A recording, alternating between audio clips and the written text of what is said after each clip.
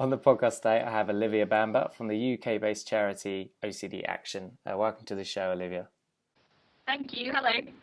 Cool. Yeah, it's good to have you on. Um, so it'd be good to hear before we get onto the charity, hear kind of your OCD story in as little as or as much detail as you want to go into. Yeah, okay. I've had OCD since I was quite young. So I would say I started showing symptoms when I was 7 or 8 years old. And they kind of presented when I was little as rituals that I did because I didn't feel right if I didn't do them. So I wouldn't necessarily say there was a thought behind it. It was more just a feeling of uncomfortableness if I didn't do them.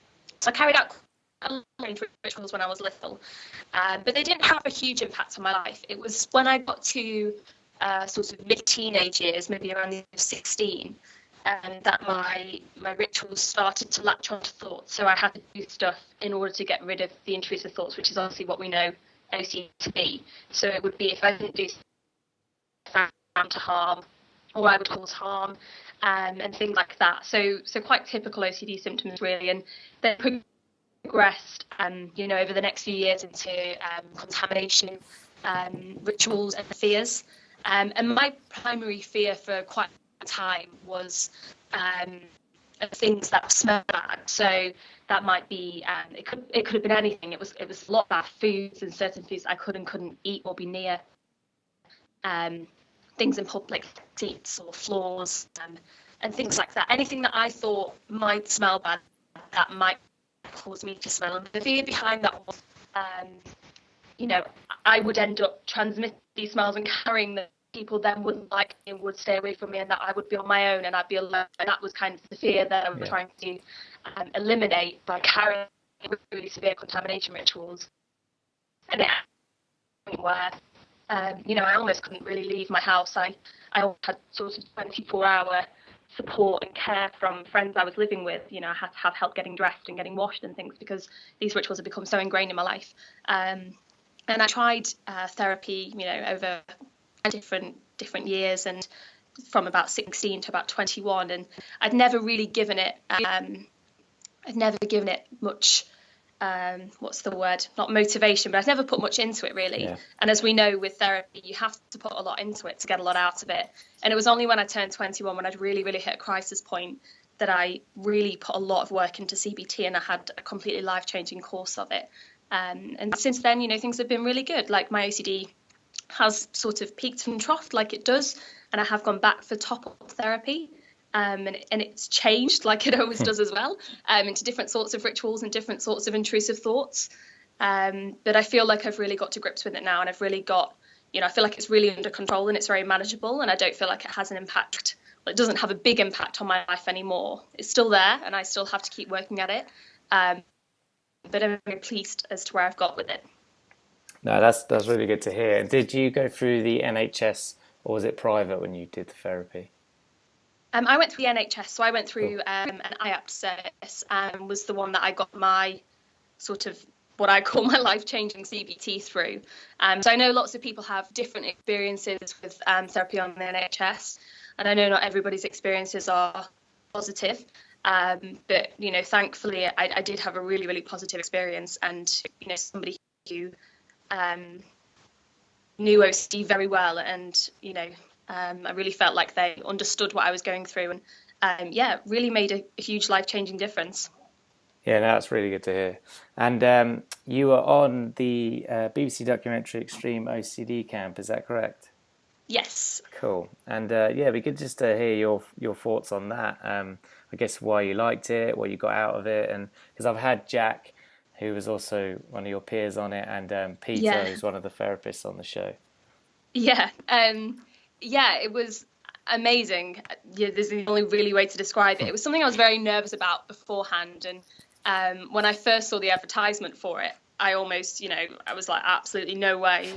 I think I was looking for work experience at the time, and I saw this advertisement on OCD Action's website, and I was like, no way would I ever talk about my OCD. I was so embarrassed by it and the sorts of strange rituals it made me do. And somehow I ended up getting involved.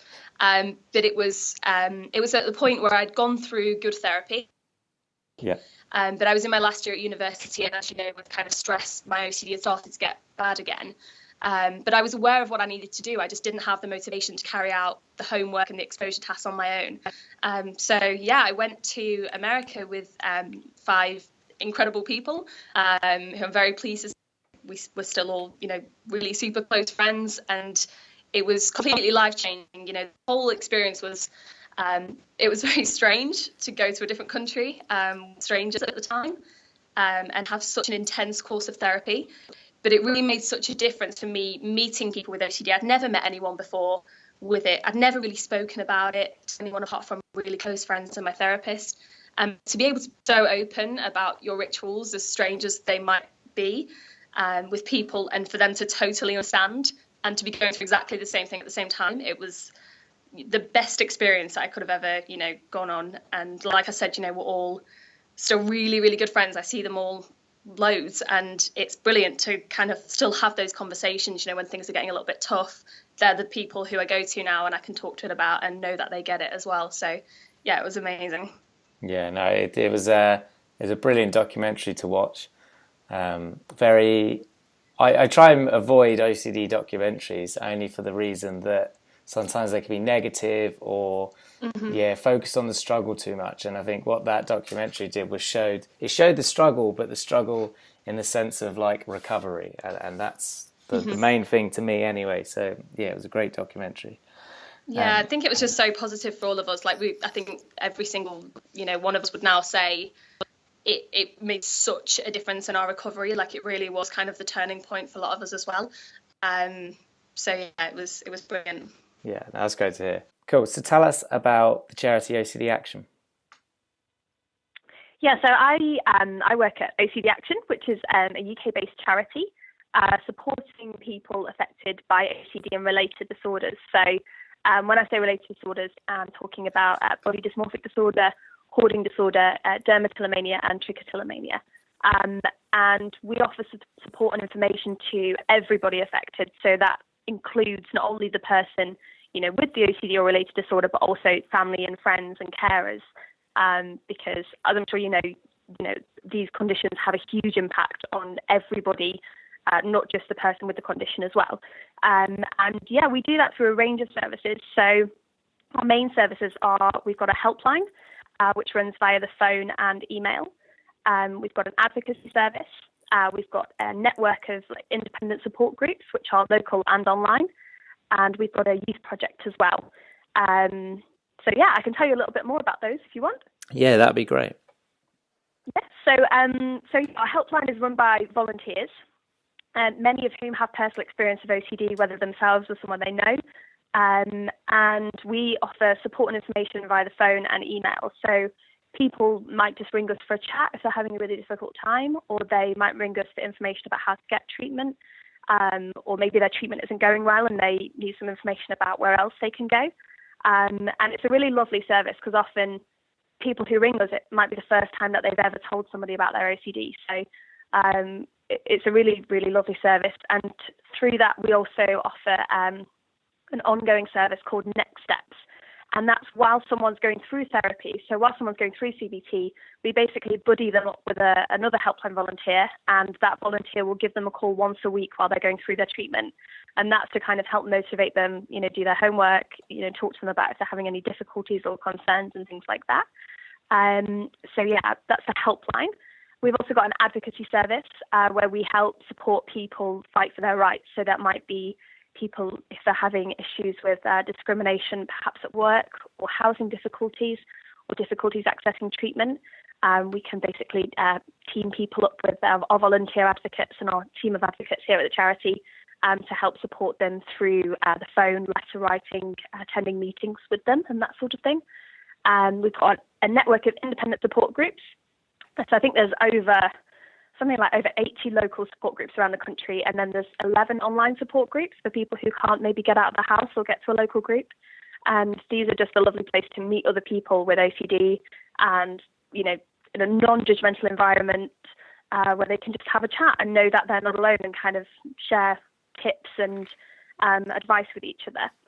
And then finally, we've got our youth project, which is called OCD Youth. and that's run by young people. So young people under 25 who are all affected by OCD. There's 8 amazing volunteers who run the project, and they have their own website. They've got an e-helpline, like an instant messaging helpline for young people. They do meetups, they went bowling, and they've been skiing and things like that. And it's a fantastic network just for young people to connect with each other and, again, know that they're not alone and support each other. And as well as that, just lots of online resources and forums and, support for people with OCD. Yeah, no, it's a great breakdown, and there's some really good resources there. And you've also got a tool which people can go online and find.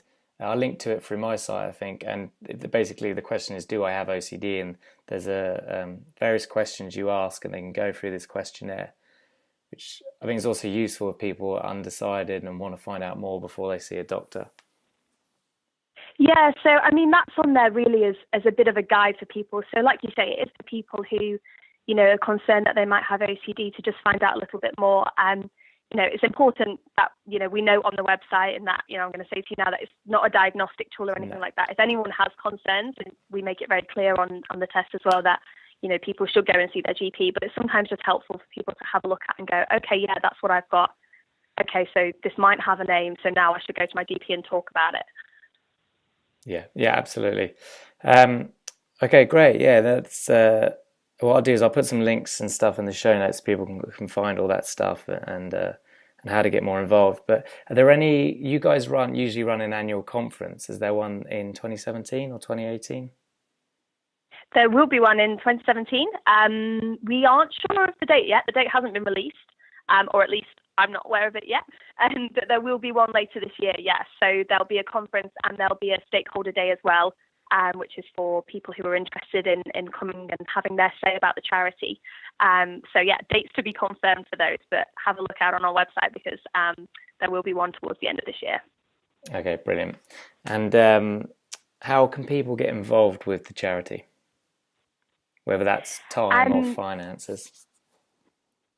So there's lots and lots of ways people can get involved. We're always looking for volunteers. I actually started out as a volunteer as well before I started working here, and it's a lovely place to kind of volunteer your time. There's lots of options on the website for voluntary options.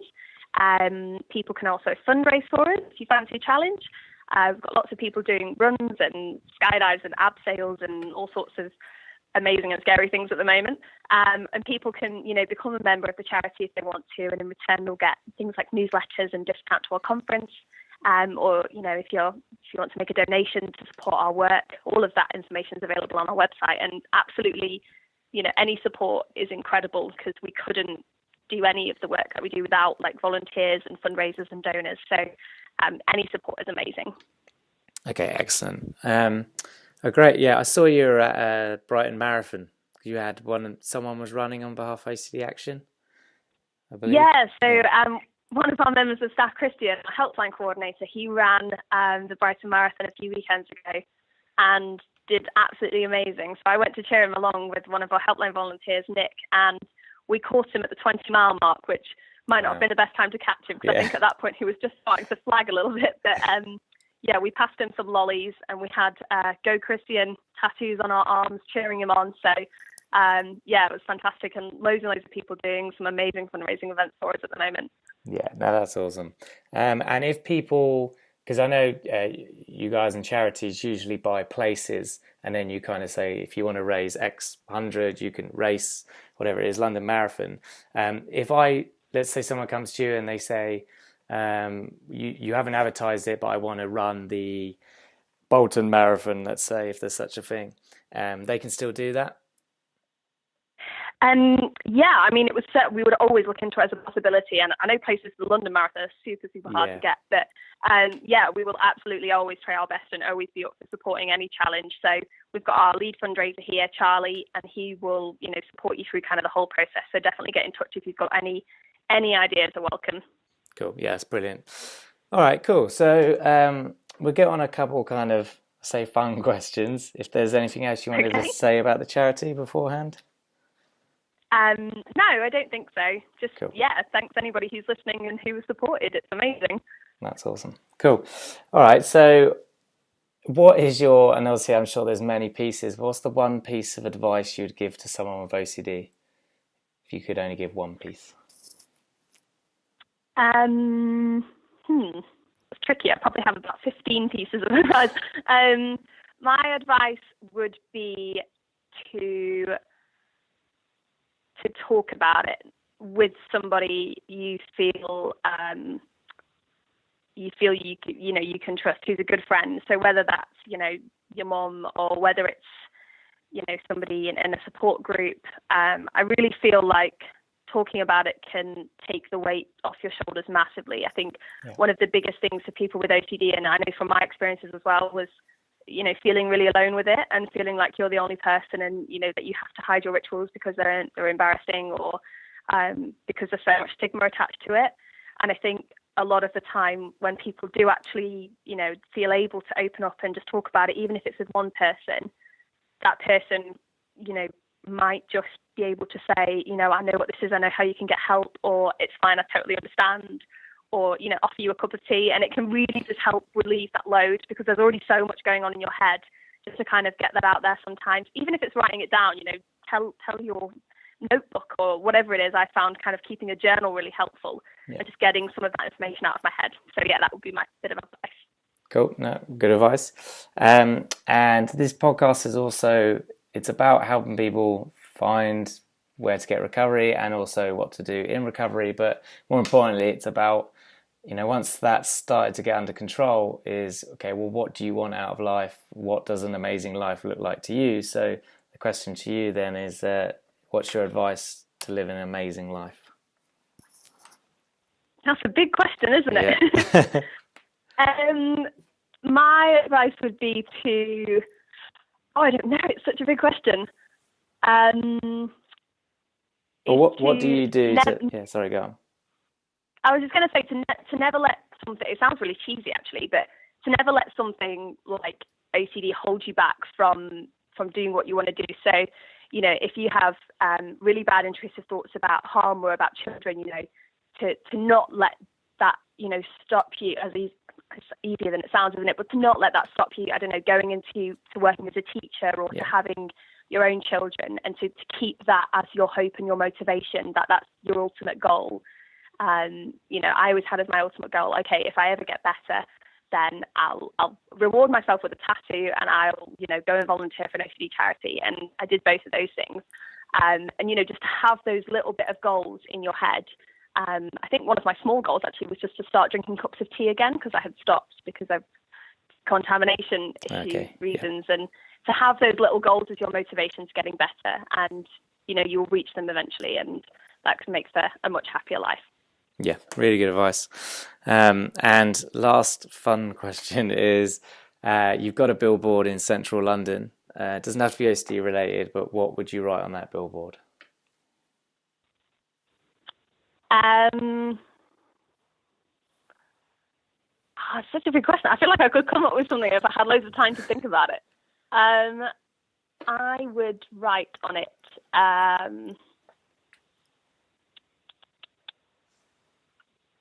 I would write on it, if you're having a bad day, make a cup of tea. That sounds really strange, but if I'm ever having a bad moment in the day, I always make a cup of tea, and it makes me feel better. And I just feel like you normally have a cup of tea with a friend as well, and just something simple like that can make you a little bit happier and just make your day a bit better. I bet I'll come off the phone now and I will think of something far more interesting and inspirational to write. But it always makes me feel a bit better anyway. So I think if I saw that it'd make me smile. Yeah, no, absolutely. It helps you slow down as well, having a cup of tea. And just have a think, Although if you're very anxious, have chamomile, not Tetley's. Yeah, not caffeine, no. All right, brilliant. Thank you for your time and for explaining the charity. I'll obviously put all the links and stuff on the show notes. Yeah, no, it's been an absolute pleasure. Thank you very much for getting in touch. And keep up the brilliant work.